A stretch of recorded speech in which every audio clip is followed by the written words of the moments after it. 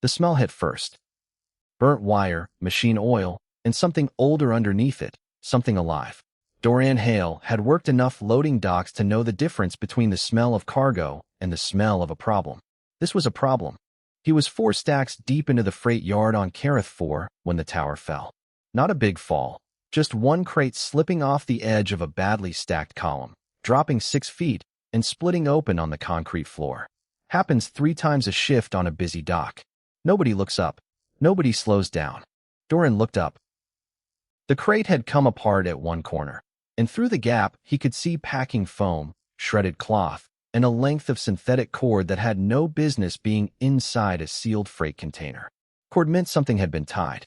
Something had been tied meant something had been alive inside there. He set down the manifest board he was holding and walked over. Foreman Brix got there at the same time. Brix was a Gundari, broad, gray-skinned, and completely unbothered by anything that did not slow down his shift numbers. He looked at the broken crate, looked at the cord, and reached for the lid to push it back closed. "Wait," Dorian said. Brix looked at him the way large things look at smaller things that make noise. "Damaged freight. Not our problem. There's something in there." "Then it is damaged freight with something in it." Brix shrugged, which on a Gundari looked like 2 boulders shifting. "File a loss report." Dorian crouched down beside the crate and pulled the broken corner open wider. The smell hit him harder now, sharp and hot, like ozone before lightning. Inside, tangled in packing cord and half buried under foam, was the smallest dragon he had ever seen. He had seen exactly one dragon before in his life, at a trading post on the edge of the Vandus system. That one had been the size of a transport vehicle and had nearly knocked the entire dock into the river just by turning around. This one was the size of a large cat. Its scales were dark, deep blue-black in the dock lighting, and its wings were folded tight and bound with the cord. It was watching him with amber eyes that were far too alert for something that had just survived a 6-foot drop in a crate. It was also clearly injured. One of the back legs was bent wrong. "That is a Vareth fledgling," said a dock worker behind him. The crowd that had gathered, 5, 6 people, took a collective step back. Vareth had a reputation, even the small ones. Brix said, "Seal the crate and call the freight office. Someone will claim it." Dorian stood up. He was not a tall man. He was not a particularly impressive man. He had a mechanic's build, practical, worn in, and a face that did not do much. Right now it was not doing much in Brix's direction. "I'm going to cut the cord," Dorian said, "and I'm going to get her out." Brix repeated. "The cord is cutting into the wing joint. She's been in there since at least Vandus Station. That's the last freight origin on the manifest. That's 18 hours. He looked at Brix. "You want to stop me? You're welcome to try." He said it the same way he said everything. Flat. Like weather. Nobody tried. He took the utility blade from his belt and cut the cord. It took longer than it should have because the fledgling kept moving, kept twisting toward him, not in fear, he realized, but sizing him up. Watching his hands. When the last cord fell away, she surged upright immediately and bit his left hand hard enough to draw blood. He did not drop her. He held on, carefully, not tight, and she thrashed once, twice, and then went still. Not calm. Still, like she was deciding something. He wrapped her in his work jacket, tucked her against his chest, and walked back through the dock toward his ship. The crowd parted. Brix watched him go and did not say anything else, which was probably the smartest thing Brix had done all week. In the ship's small med bay, Dorian set her down on the cot and looked at the bite on his hand. Deep. It was going to bruise badly. He ran it under the sterilizer, wrapped it, and then looked at her. She looked back. She was sitting up on her own now, the injured leg held off the surface, wings still half folded. Alert, watching him with those amber eyes like she was taking notes. He said, "I'm going to get you something for that leg. Don't bite me again." She did not respond. She was not going to make promises to a stranger. He went to the supply cabinet. Behind him, he heard the faint click of tiny claws on the metal floor, just a few steps.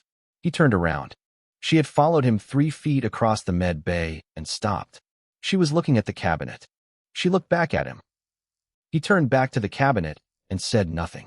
But he noticed. He noticed it the same way he noticed everything, quietly and with full attention. She was watching him, not fleeing, not fighting. Watching.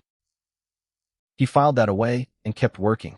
3 things happened in the first hour that Doran did not plan for.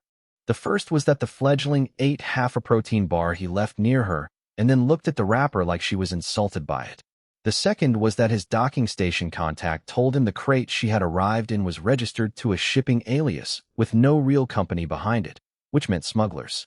The third was that the smugglers had already flagged the lost cargo and were asking questions at the dock office. Doran sat in his pilot's seat and thought about this for 60 seconds. Then he pulled up the contact list on his data pad and found the name Riva. She was a field medic who had lost her license on Kareth 4 and now did work she did not advertise. She owed him a favor from 3 years ago involving a very long night and a malfunctioning cargo crane. He sent her a message with 2 words, Vareth fledgling. She messaged back 4 words, you are an idiot. Then she sent her location. Getting the fledgling into a carry bag was a negotiation that Doran lost on every point. She refused the bag. She walked out of the med bay on her own 3 legs. The injured one still held up and followed him down the ramp, through 40 meters of dock, and into the service corridor to Riva's backstreet clinic without being asked, invited, or carried. She stayed 2 steps behind him the entire way and stopped when he stopped and moved when he moved, as if she had been doing this her whole short life. Riva took 1 look at the fledgling and then 1 look at Doran's bandaged hand. She did that. First 30 seconds, he said, and you kept hold of her. She was scared. Riva's expression said several things without using words. She crouched down and looked at the fledgling, who looked back at her with the specific type of stillness that meant she was calculating. The leg is dislocated, not broken, Riva said. Wing joints have some bruising. She needs a proper anti-inflammatory compound for Vareth physiology, not human or Gundari. That's going to cost. How much? Riva told him. It was almost exactly the value of his ship's backup navigation module, the one he kept as an emergency spare because NAV modules on his model of ship were hard to find out here. He thought about this for a moment. Do it, he said. Riva looked at him again with that expression. You know I'm going to have to sedate her to set the joint. She is not going to like that. The fledgling did not like it. The moment Riva reached for the sedation applicator, she moved back against the wall and her wings spread, which, even small and bruised, made her suddenly look much larger. The temperature in the room went up 2 degrees. Riva froze. Doran walked over and crouched down in front of her. He talked. He did not talk softly or in a cooing voice the way people talk to frightened animals. He talked the way he talked when he was working through a problem out loud, steady, informational, boring almost. He described what Riva was going to do with the applicator. He described how the compound would work on the joint. He described approximately how long it would take and what the leg would feel like after. He did not know if she understood any of it. She watched his face while he talked. Not his eyes, his whole face, reading it like a document. Then she stepped away from the wall. She let Riva work. She kept her amber eyes on Doran the whole time. He stayed in her sight line and kept talking. Riva worked quickly and well. The joint went back. The compound went in. 20 minutes later, the fledgling was sitting up under the influence of something that was not quite sedation and not quite not sedation, blinking very slowly and holding the injured leg out in front of her like she was checking that it still belonged to her. Doran traded the navigation module for the bill. On the way back to the ship, he got a second message from his dock contact. The smugglers were asking about a human hauler who had been near the crate. They had a description. They were not going through official channels, which meant they were not going to stop at official warnings. He had been planning to leave in the morning. He filed a departure request for the next 2 hours. Back at the ship, he walked up the loading ramp and went to the cockpit to start the pre-flight check. He did not look behind him. He had not invited her. He had not told her she could come. He had not told her she couldn't. He heard 4 small clicks on the ramp. Then 4 more. He kept running the pre-flight check. The co-pilot's seat, which he used for storing charts and an old jacket, shifted slightly. He looked over. She had climbed up onto it and was sitting with her wings folded, looking out the viewport at the dock lights and the dark space beyond them. He stared at her for a moment. I was going to ask, he said, if you wanted to come. She did not look at him. She was watching the stars. He turned back to the controls. He moved the charts to the floor and said nothing else. The departure request cleared 12 minutes later. The ship lifted off Kareth 4 without a single alarm from the dock, because Dorian always filed the correct paperwork, and people who file correct paperwork are boring and invisible, and exactly that is the point. In the dark of the viewport, she watched the planet fall away below them. She had been on ships before, always in crates, always tied. This was different. She did not have a word for what it was. She filed that away and kept watching the stars. Veldoria looked like money. Everything on it looked like money. The towers, the docking bays, the streets, the people walking through those streets. Even the air smelled expensive. It was a Sindari planet, which meant commerce was not just the primary industry. It was the culture, the religion, and the law, more or less in that order. Dorian had a delivery contract here. Medical equipment components, nothing exciting. He needed the payment to cover what losing the NAV module had done to his budget. He planned to be on the ground for 6 hours. Drop the freight, collect the credit transfer, leave. He told the fledgling to stay on the ship. She walked down the ramp behind him. He stood at the bottom of the ramp and looked at her for a moment. She looked back. She had been walking without a limp for 2 days now. Her wings had stopped favoring the left side. She was, he had noticed, significantly more alert in open spaces. Her head moved to track sounds before he could hear them, and she oriented toward anything that came within 30 meters before it became visible. He thought about what she was, and what Veldoria was, and what happened when something rare and unregistered walked into a market full of people who collected rare and unregistered things. "Stay close," he said. She fell into step beside him. Not behind him anymore. Beside. He delivered the freight. He collected the transfer. That part was fine. The problem came in the form of a Sindari official named Nalith, who was waiting near the dock exit with the specific posture of someone who has all the time in the world because they have already won the thing they are about to discuss. Nalith had smooth silver-gray skin, 3 sets of eyes arranged in a triangle, and a voice like careful water. He greeted Dorian warmly. He admired the fledgling openly and politely. He asked where she had come from. He asked who she was registered to. He offered a number, a large number, for any species. And when Dorian said she was not for sale, Nalith nodded and smiled and said, of course, of course. By evening, the ship's docking clearance had been quietly revoked. Dorian's delivery contact had stopped answering messages. The dock control office informed him, with great politeness, that there was a customs query on his freight certification that would need to be reviewed, estimated review time, 4 to 7 days. Dorian sat in the ship with his data pad and a cold cup of whatever passed for coffee on Veldoria and read galactic trade law for 4 hours. The fledgling slept on the navigation charts.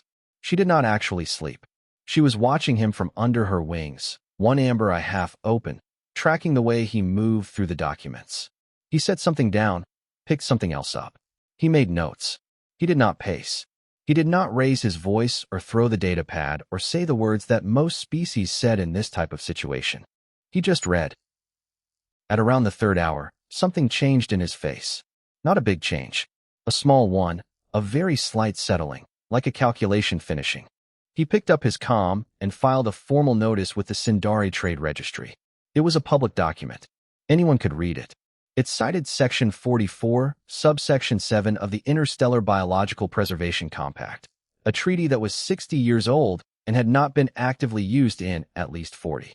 The section in question classified unregistered Varith fledglings as protected biological and cultural assets of the Varith species, not as ownerless fauna or commercial property. Any attempt to purchase, hold, or transfer such an individual without Varith diplomatic authorization was classified as a treaty violation.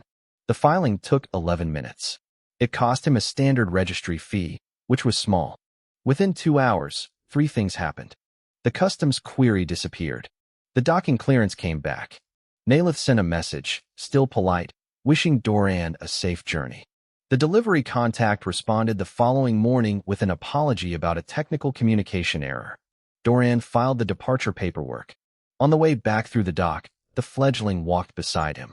Not 2 steps behind, not 2 steps ahead.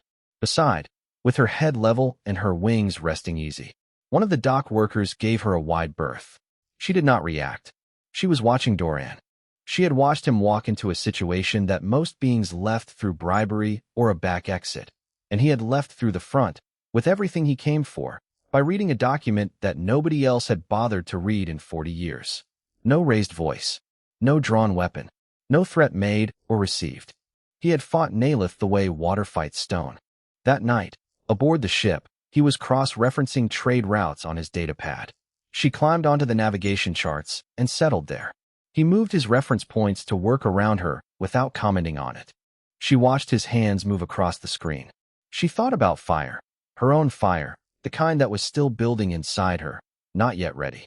Among Vareth, fire was the first weapon, the first pride, the thing that announced what you were. Doran had no fire. He had documents and patience and a flat voice that did not change when things got difficult. She leaned slightly, barely noticeably, against his arm. He moved neither toward nor away. He kept working. Outside the viewport, Veldoria's towers glittered and thought about itself. The ship would be gone by morning. The comm signal came in during hyperspace transit, which meant someone had spent serious money on a relay bounce to reach them.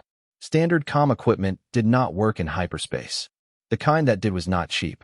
The ID that came through was Vareth military authentication. Long range. Priority tag. Doran accepted it. The face that appeared on the screen was old, not in a weak way, in a deep way. Scaled like the fledgling but darker, with a ridge of bone above each eye that caught the light and held it. His eyes were amber, same as hers, but older amber, the kind that had watched many things happen and chosen to wait before reacting to most of them. This was Captain Aldrich, though Doran did not know that yet. The elder looked at Doran the way Doran had seen customs officials look at cargo that had been flagged before, a look that assumed the problem was already confirmed and was only deciding how large it was. "You are the human transporting the fledgling," Aldrich said. It was not a question. "She's traveling with me," Doran said. "Her choice. Fledglings do not make choices of this kind. She walked onto my ship. You could have returned her to the nearest Vareth authority." Doran thought about the dock on Kareth 4, and bricks reaching for the crate lid and the cord around her wing joints. He thought about Nalith on Veldoria with his smooth voice and his large number. "I could have," he said. Aldrich waited for more. Nothing came. He shifted. "I want to speak to her." Doran looked off screen to where the fledgling was sitting on the navigator's console. She had heard. She was already moving toward the comm screen. He stepped out of frame and let her take the space in front of the camera. Aldrich's expression, when he saw her, changed. Not to softness, to something more complicated. He spoke to her in the Vareth tongue, low and fast. She answered him in the same language, and Doran understood none of it. He busied himself checking the drive status display, something to do with his hands. The conversation went on for several minutes. At one point Aldrich's voice rose. The fledglings did not. When Aldrich went quiet, she said something that lasted about 12 words, and then the silence on his end lasted longer than any of the pauses before it. Aldrich switched back to the common tongue. "What did she tell you?" he asked Doran. "I don't know. I don't speak Vareth." Aldrich looked at him with something that was not quite suspicion anymore. It was closer to the expression of a person encountering a category they do not have a file for. "She says she is there of her own will. She says she is still learning why." "That sounds right," Doran said. "What do you want for her safety?" Doran thought he had misheard. "Sorry. Your price. For the protection you have provided." Doran turned this over for a moment. He said, "I traded a backup NAV module on Kareth 4 for her medical treatment. I wouldn't mind a replacement at some point. Other than that, nothing." The silence this time was different from Aldrich's other silences. This one had the quality of a large animal that has just been told something it needs to re-examine from the beginning. "A navigation module," Aldrich said. "It was a decent model." Aldrich ended the call. The hyperspace tunnel went on outside the viewport, that strange folded light blue-white that never looked quite real. The fledgling climbed back up to the navigator's console and sat there, watching Doran. He said, "What did you tell him?" She looked at him. Then she did something she had not done before. She pressed one foreclaw briefly against her own chest and then extended it toward him. Just once. Then she pulled her claw back and looked away, out at the hyperspace light. He did not know what it meant in Vareth. He was fairly certain it meant something. He went back to checking the drive status, and that was when she lifted her head and made a sound. Not a word, not exactly, but a specific tone. He looked at the readout she was facing. The coolant line pressure had started dropping. It was small, It would have been another hour before the standard alert fired. He pulled up the diagnostic and found the fault in 4 minutes. A seal in the secondary line had begun to weaken. He patched it manually, a 30-minute job in the maintenance corridor with a heat seal tool. When he came back, his clothes were greasy and his knuckles were scraped. She was waiting at the corridor entrance. "Good catch," he said. Among Vareth, gratitude is received by meeting the eyes of the one who gives it. She held his gaze for a full 3 seconds. Then she walked back to the navigator's console and settled down like nothing had happened. He sat in the pilot's seat. He thought about what she had told Aldrich. Still learning why. He understood that. He was still learning a few things himself. The hyperspace tunnel folded around the ship, carrying them both toward Aldrin's reach, toward things neither of them would have chosen, and the kind of moment that does not ask your permission before it arrives. The distress beacon reached them 6 hours out from Aldrin's reach, a standard civilian frequency emergency signal broadcasting on loop. No voice, just coordinates and a Vareth enclave identifier. Dorian had a freight contract in the next system over. He did the math in his head. He thought about it for less than a minute. He adjusted the course. The fledgling did not react. She had been watching him long enough to know this was not unusual. Aldrin's Reach was a frontier planet, the kind that got settled in pieces by whoever could afford the land fees. The Vareth had built their enclave in the eastern hills 7 years ago. The Gunari mercenaries surrounding it had been there for 11 days, hired by a mineral extraction company that wanted the hills more than it wanted a diplomatic problem, and had apparently decided the two were not as connected as the law suggested. General Surin met Doran at the enclave's outer gate. He was tall, most Vareth were, and he held himself with the particular posture of someone who has not slept in several days, but was not going to mention it. He looked at Doran. He looked at the fledgling. He looked back at Doran. "Who responded to the beacon?" he said. "I did," Doran said. Surin waited for more. For troops, maybe, or a fleet ID, or at least a title of some kind. "I'm a cargo hauler," Doran said. "I was nearby." Surin said, very carefully, "This is a military situation. I understand. Let me see your supply records for 10 minutes. Surin looked at him for a long time. He was running out of options. The Gundari had been running a blockade for 4 days. Reinforcement was 40 hours out. He did not have 40 hours. He showed Doran the supply records. The problem was power cells. The eastern barrier relied on a bank of them for its defensive field, and the blockade had cut off resupply. The cells they had were down to 30%. When they ran out, the eastern wall would fail, and the Gundari knew exactly when that was. Doran's cargo hold had industrial power cells, the wrong type, a full 2 voltage grades off, designed for heavy equipment rather than barrier systems. He looked at this for a while.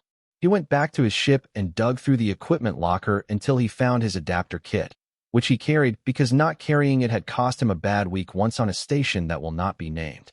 He pulled out the pieces on the floor and started cross-referencing the specs. 2 Vareth engineers crouched beside him. They were skeptical. He explained what he was building, a voltage step-down rig that would let the industrial cells feed into the barrier system at the right level. It would not be efficient. It would lose maybe 20% in conversion. But it would work. One of the engineers asked if he was certain. He said he was fairly sure, which was honest. They worked. An hour went by. The fledgling stayed near the entrance, not inside the work area, not outside the gate. On the edge, watching everything. Another hour. The barrier bank hit 15%. At the 90-minute mark, Doran was in the maintenance junction connecting the last adapter coupling when the eastern barrier went down. Not in 4 hours. In 3. The Gundari team that had been watching and waiting moved immediately. The junction Doran was in was 40 meters from the eastern wall. He heard the breach, a low, concussive crack that vibrated through the floor, and then he heard boots. Many boots. Moving fast. He kept his hands on the coupling. He needed 40 more seconds. The connection had to seat fully, or the whole rig would arc and blow. He did not get the 40 seconds. The first Gundari unit came around the corner and saw him on the floor of the junction with wires in his hands, alone and unarmed, and raised their weapons. And then the fledgling dropped out of the ceiling vent above them. She was small. She was not yet full fire. Doran had learned enough to know her flame was still developing, still building toward its first real burn. What she had was heat and speed and the absolute absence of hesitation. She came down between Doran and the weapons, and her wings snapped open, and the temperature in the junction went from 15 degrees to something that made the air shimmer. She was the size of a large cat. She made herself look like the end of something. The Gundari unit stopped. Just for a moment. A moment is enough. Behind them, the Varith defenders had heard the breach and were moving. The moment the fledgling bought was the moment the defense line needed to close around the breach point. Doran seated the coupling. The barrier came back online with a sound like a held breath releasing. The eastern wall lit up. The Gundari unit, now caught between a sealed barrier, incoming Varith defenders, and a small, furious dragon who was very much in the way, made the sensible decision. They pulled back. Doran sat on the floor of the junction for a moment. His hands were steady. He checked them to be sure, and they were, which he was grateful for, because he had not been sure they would be. The fledgling turned around to look at him. She was singed across the chest scales. She looked extremely pleased with herself. She also looked like she was checking that he was still in one piece. He said, "Good timing." She looked at him with amber eyes and said nothing and everything. General Sarin appeared at the junction entrance. He looked at the Ku Ling, the restored barrier reading on his comm, and the fledgling. He was quiet for longer than most species stay quiet after something like this. Then he said, "She chose you." Doran said he knew. Sarin said, "Among our people, when a fledgling chooses, it is not a small thing." Doran looked at her, sitting on a supply crate now, wings settling, watching him with those amber eyes. "I'm starting to understand that," he said. Reinforcements arrived from the Varith military at dawn. For ships. A proper escort, not emergency response. The kind with ranked officers and formal banners, and the weight of institutional authority that takes its time because it knows it will still be standing when it gets there. They came down through Aldrin's Reach's orange sky in a clean formation, and the Gundari mercenaries, who had spent the night recalculating their contract in light of a restored barrier and an incoming fleet, were already in the process of quiet withdrawal by the time the ships landed.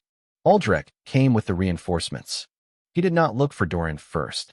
He looked for the fledgling, and found her sitting on top of a supply crate near the eastern junction, watching the ships land. Her wings were resting easy. She was not agitated by the noise or the crowd or the presence of her own kind moving around the enclave in large numbers. She was watching one person specifically, as she always was. Aldrich observed this for a long moment without speaking.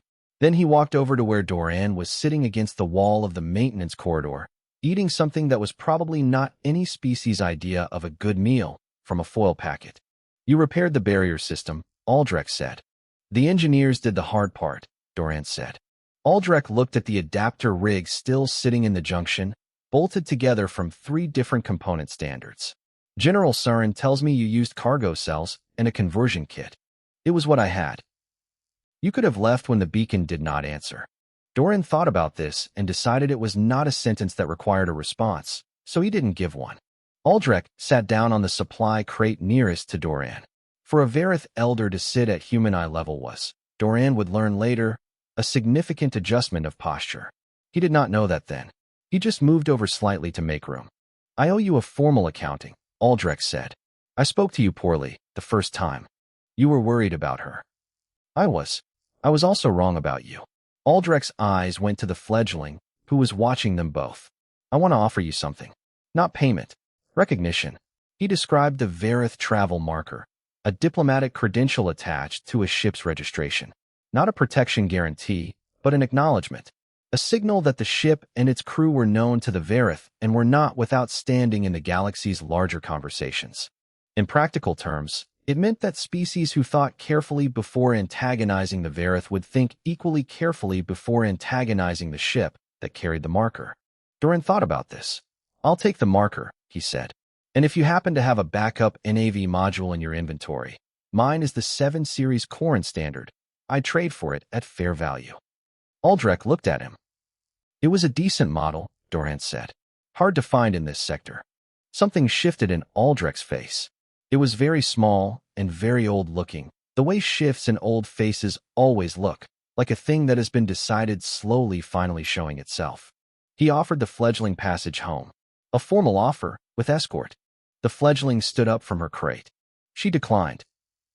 She did it clearly, in front of Aldrich and Surin and approximately 24 Varith soldiers who had gathered near the junction, because the conversation was clearly important and Varith, like most old species, pay attention to things that are clearly important.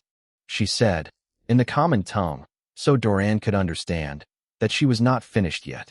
She said there were more systems she had not seen. She said the human had a habit of making decisions without consulting anyone, and someone needed to be there for that. Aldrich turned to look at Doran. Doran opened his mouth. The fledgling looked at him. He closed his mouth. Surin made a sound that, on a Varith, was the equivalent of suppressed laughter. He covered it quickly and went back to looking like a general. Aldrich said to her, very quietly, in Varith, and Doran would only get this translated later, from one of the Enclave's younger residents who spoke both languages and thought he should probably know.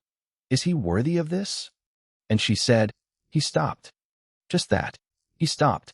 Past tense, like something that had already settled into permanent fact. Aldrich was quiet. Then he nodded, once. The ship lifted off from Aldrin's Reach 2 hours later, after the formal marker transfer and the NAV module exchange, and a send-off from Surin that was brief and serious and meant much more than it said, the way Varith things usually did. The fledgling was in the co-pilot seat. She fit there differently than she had on Kareth 4.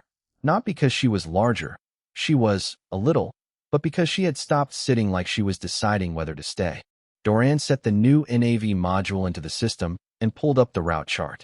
He looked at the options, calculated the next contract, and then, for no reason he could have explained to anyone who asked, he said, "Where do you want to go?" She looked at him. He had never asked before. Nobody had, before him.